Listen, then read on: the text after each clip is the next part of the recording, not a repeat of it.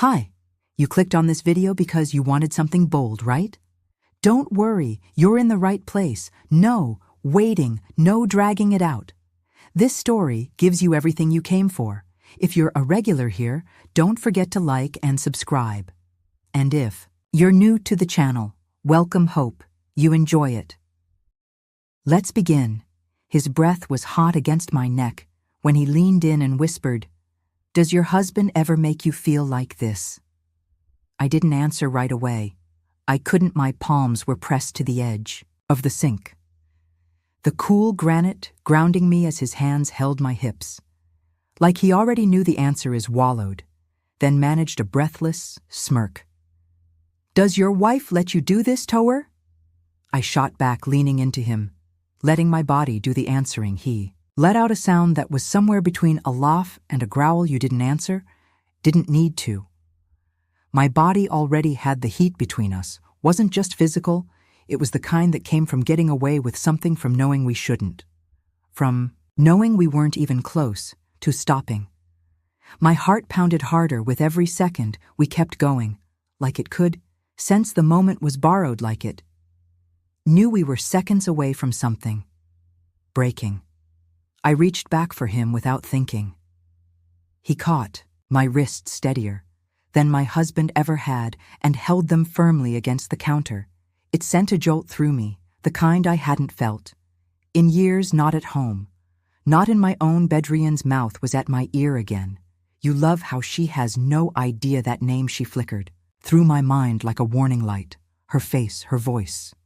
The friend who trusted me, but then his fingers slid down, slow and deliberate, pulling the air from my lungs, and the thought was gone. I bit my lip hard. The rhythm quickened, less careful, more urgent. Like we both knew we didn't have much time. The pace between us grew heavier, the kitchen filled with the sound of hurried movement and restless motion. "Ryan." He moved again, deliberate and sudden, and I gripped the counter as my breath caught in his palm. That was what Ryan did to me. What my husband couldn't. Everything else faded. He filled the space my husband never could. I was gone, lost in the hush of motion and the weight of him behind me, until I looked up. Claire. She was already there, standing in the doorway, arms crossed, watching us, and we couldn't even stop. I was frozen. But Ryan wasn't. The second I saw her, everything inside me screamed to stop. My hands pushed forward, trying to break his momentum, topple away, but he didn't let me. His arms locked tighter around my waist, holding me in place, like he knew I'd panic, like he was ready for it. "Wait!" I gasped, but it came out broken, half breath and half plea. He didn't slow down. He drew me back with even more force, and my hands slammed into the counter. The words I meant to say vanished under the weight of him behind me. He kept moving, steady, relentless, and my body betrayed me instantly. She was still there, arms crossed. I expected screaming, rage, something instead. She tilted her head and set her purse on the table like she'd just come home from work. Then she took off her coat, draped it neatly over the back of a chair, and sat. Her eyes never left me. "You two seem to be having fun," she said, her voice light, almost amused. I opened my mouth, but nothing came out. My pulse was everywhere, my neck, my chest, my stomach. I was still rocking with the momentum. He kept driving, caught in his grip, too aware of every movement, every sound, every second of her watching us. Ryan didn't even hesitate. "Yeah," he breathed out behind me, grinning. "She's amazing." And then he moved with more intent, like he wanted to prove it.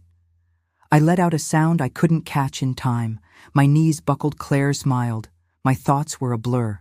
I tried to look at her, to read her expression, but all I could feel was the way he moved against me, steady and consuming. I was lost in it, watched, and neither of them seemed to be in any kind of hurry. Claire crossed her legs slowly, like she was settling in. Then she leaned forward, opened her purse, and pulled out her phone.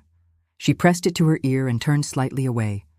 "But not all the way. Good news," she said, her voice cheerful, casual. "Yeah, it's finally happening." I didn't know who she was talking to. I couldn't even think straight. I was bracing myself on the counter breath catching, with every shift of pressure moving on autopilot while my mind tried to make sense of anything. Shended. The call slid the phone back into her purse and stood. Then she started undressing.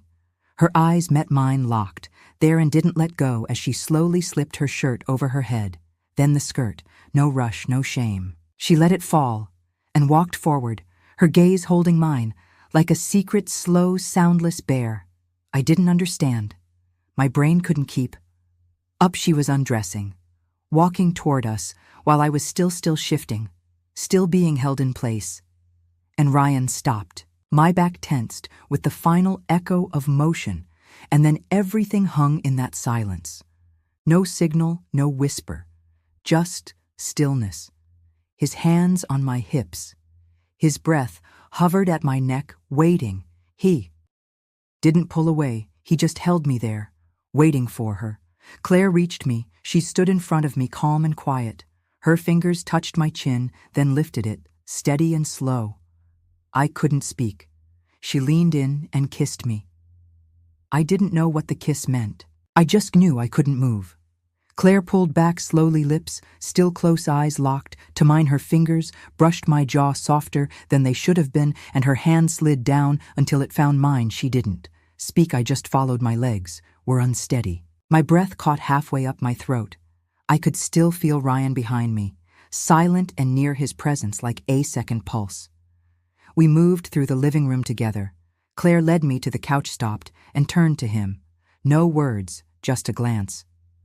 Ryan sat then. She guided me, again lower this time, into his lap.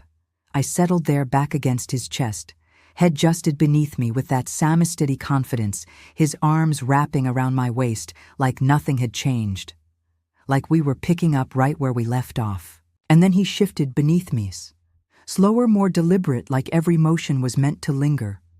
Claire leaned in, standing between my knees, her gaze never leaving mine.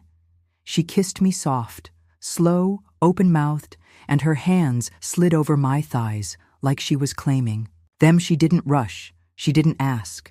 She just moved how she wanted to, and I let her. Then her lips drifted downward, leaving warmth behind, down my chest, over my stomach. Her hands never left my skin, just followed, steady and warm, when she dropped to her knees. I felt the shift, not just in height, but in heat.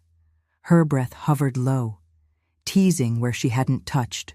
Ryan moved behind me, slow and steady, his hands on my hips, anchoring me as Claire leaned forward. Her mouth kept moving, slow and unhurried. I gasped, quiet, sharp, and reached for something, anything. My fingers found Ryan's wrists, my legs tensed, but her hands guided them, still completely in her rhythm. He pulled me closer. Steady and sure, she pressed in, and I forgot who was doing what. My head fell back onto Ryan's shoulder. My lips parted with words I never finished. My chest rose with every breath she stole, every time I thought I might fall over that edge. She slowed just enough to keep me from tipping. She was playing me, not just physically but fully. And then it overwhelmed me, sharp, breathless, impossible to hold back. My voice caught in my throat, then broke free with one sharp cry that didn't even sound like Marianne. Held me tighter. Claire didn't move. She just waited while it all rolled through me, wave after wave, like she knew it wouldn't stop right away.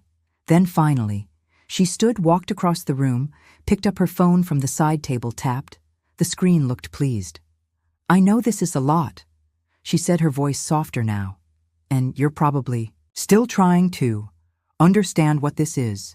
She opened a nearby drawer, pulled out a piece of cloth, and walked toward me. Still bare, still calm, still completely in control. "But we have one more surprise for you." She reached out and tied the cloth around my eyes. The world disappeared. "You can come in now," she called. Heard footsteps, a new set getting closer. And then I heard something else, a clinka.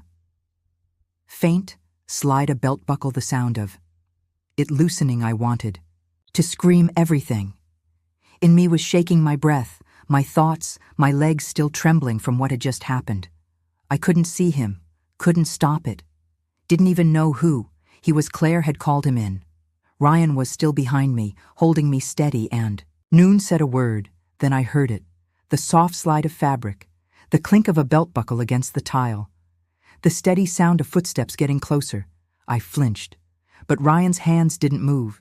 They stayed right where they were, firm, grounding me like anchors. I wanted to stop this, but my body didn't listen, and then I felt him closer.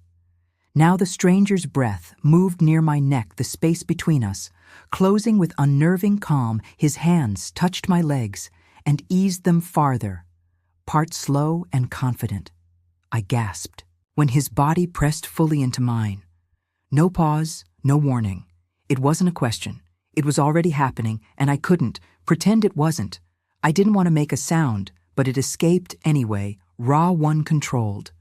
Claire giggled behind me, her arms wrapping around my chest like she'd been waiting for this. He moved with rhythm that demanded nothing yet took everything. My body responded before I could think. Claire kissed my cheek, whispering something soft into my earwords. I couldn't hold on to, only feel they made no sense. And yet, they did. Then everything shifted arms, lifted me again, guiding me forward, lowering me down, and I didn't know whose they were anymore. I was eased onto him, skin to skin, breath to breath. The couch adjusted beneath us as he settled under me, his hands firm at my waist, coaxing me to move. I braced for more, but he didn't rush. He just moved with quiet control, like he already knew how far I'd go. Who is he? He was beneath me now, solid, patient, in control. And somehow I was already moving. Not by choice, by momentum. Claire kissed me again, and I realized I had given in completely. Everything blurred, heat, skin, air I couldn't hold on to. Anything. Her hand came to the back of my head and pressed lightly, guiding me lower. I followed, without asking why, then another grip, steady. Sure, I felt the shift behind me, as someone aligned with me, fitting into place. My breath caught with a jolt that tore through my chest, and my body folded between them. No one stopped. They moved together, fitting, sinking, knowing, and I couldn't escape even if I wanted to. I could barely think, but I moved. There were two of them now, one beneath, one behind, surrounding me from both sides, while Claire stayed close, her hand scupping my face, her mouth warm against my ear, keeping me here in every way. My legs trembled again, every rhythm pulled me higher, tighter, closer to something I wasn't ready to name. I was floating on the edge, stretched thin, enough to break. I couldn't hold on, couldn't think. My thoughts scattered, dissolved. All that remained was motion, pressure, breath, and the rush of something I couldn't stop. Then the man beneath me shifted, rising, just enough. One hand steadied my back, the other lifted. He pulled off the fabric, covering my eyes. Light flooded back in the blur, sharpened eyes, skin, and then a face I knew. He looked right at me with a calm smile. Michael, my husband. And then he spoke. Let go. He moved once more, slow, complete, certain, and I broke into pieces. I couldn't hold together. That's the end of the story. Now I really want to know, did it land for you? Was there a moment that stuck with you, something that didn't sit right? I'd love to hear your thoughts, your feedback. Honestly helps me make these better. And before you head out, don't forget to like the video, subscribe, and turn on notifications so you don't miss the next stone. Thanks for watching.